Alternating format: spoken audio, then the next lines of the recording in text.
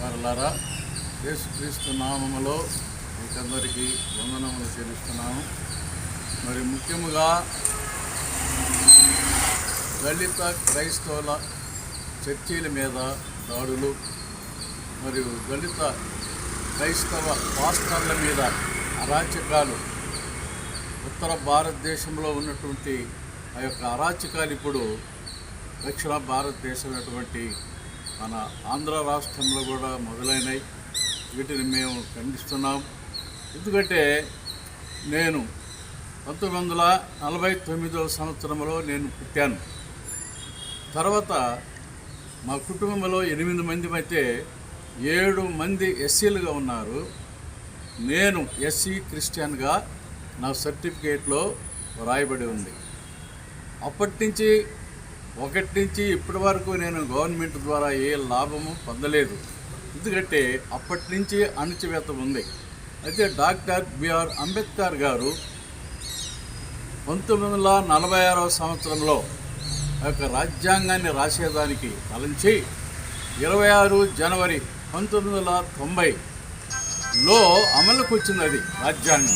ఇచ్చినటువంటి రాజ్యాంగానికి తరువాత 7 నెలలకి వీళ్ళు కావాలని దానిని కప్పిపెట్టి మళ్ళా దాంట్లో 341 బ్రాకెట్లో 1 అని యాక్ట్ పెట్టి తర్వాత క్రైస్తవులకి ఇబ్బంది పెట్టాలని దాన్ని అమలుపరిచారు.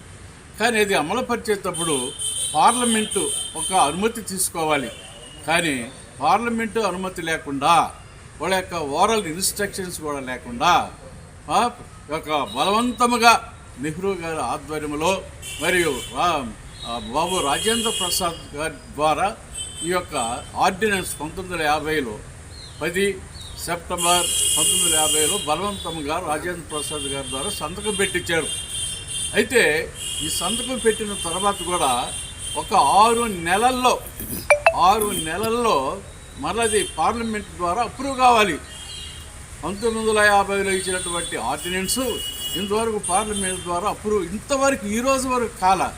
అందువల్ల ఈ యొక్క 1950లో ప్రవేశపెట్టినటువంటి ప్రెసిడెన్షియల్ ఆర్డినెన్స్, ఆ యొక్క ఆర్డినెన్స్ 1950లో బాబు రాజేంద్ర ప్రసాద్ గారు ఇచ్చినటువంటి ఆర్డినెన్స్ అమల్లో కాదు. అది తప్పుడుగా ఉన్నది. అది యాక్టివ్లో లేదది.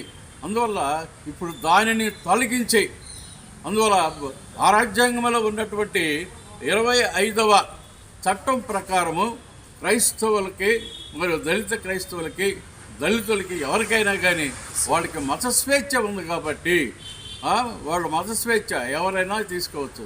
అందువల్ల మేము ఎస్సీలుగా ఉండి క్రైస్తవులు చేరినాం కాబట్టి మా యొక్క బెనిఫిట్స్ అన్నీ కోల్పోయి అనేకమైన ఇబ్బందులు పడుతున్నాం.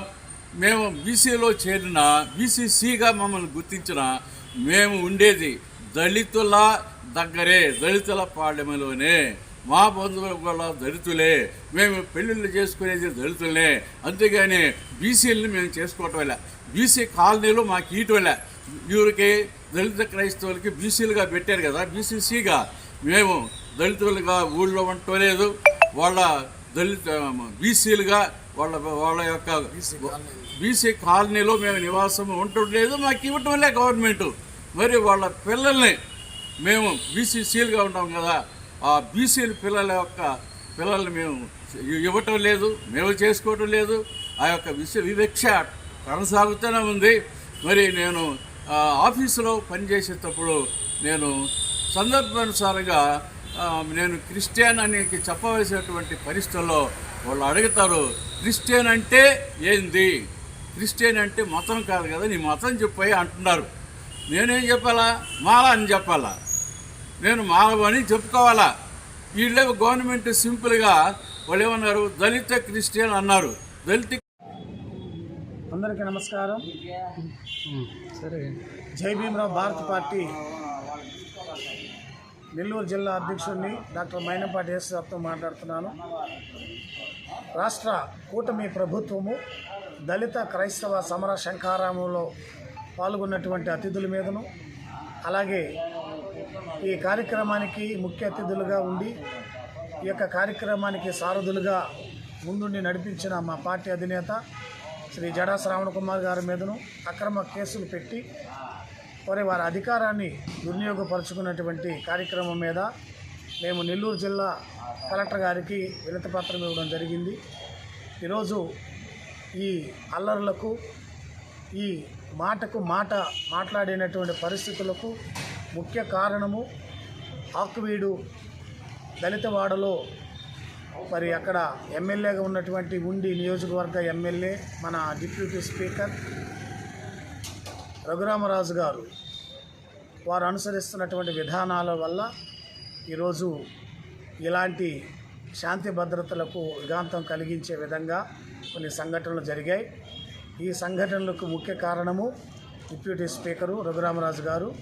ఈ విషయం మీద ప్రభుత్వానికి, ముఖ్యమంత్రి గారికి, ఉప ముఖ్యమంత్రి గారికి, ప్రభుత్వ చీఫ్ సెక్రటరీ గారికి అందరికి కూడా ఈ విషయం తెలియపరిచే విధంగా ఒక మెమరాండం ఈరోజు మరి కలెక్టర్ గారికి ఇవ్వడం జరిగింది. వారి ద్వారా ప్రభుత్వానికి తెలియపరుస్తున్నాము.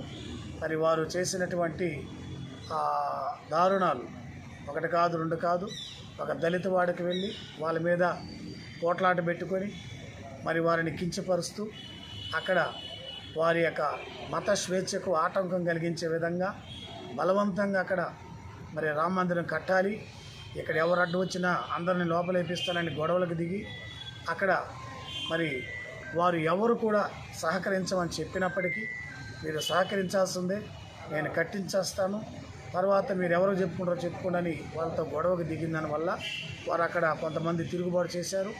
ఆ తిరుగుబాటుతనంతో ఆయన ఇంకా ప్రెస్టేజ్కి తీసుకొని మరి ఈరోజు రాష్ట్ర వ్యాప్తంగా, దేశవ్యాప్తంగా ఈ విషయం మీద హిందువులకి, క్రైస్తవులకి గొడవలు ఉన్నట్టుగా, సమస్యలు ఉన్నట్టుగా, మరి ఆయన ఎమ్మెల్యే గారు ఏదో వారిని రక్షిస్తున్నట్టుగా, ఇక్కడ క్రైస్తవులు ఏదో రౌడీల్లాగా మాట్లాడుతున్నట్టుగా ఇలాంటి చెడు వాతావరణాన్ని వారు కలుగు చేయడం అనేది మంచి సాంప్రదాయం కాదు.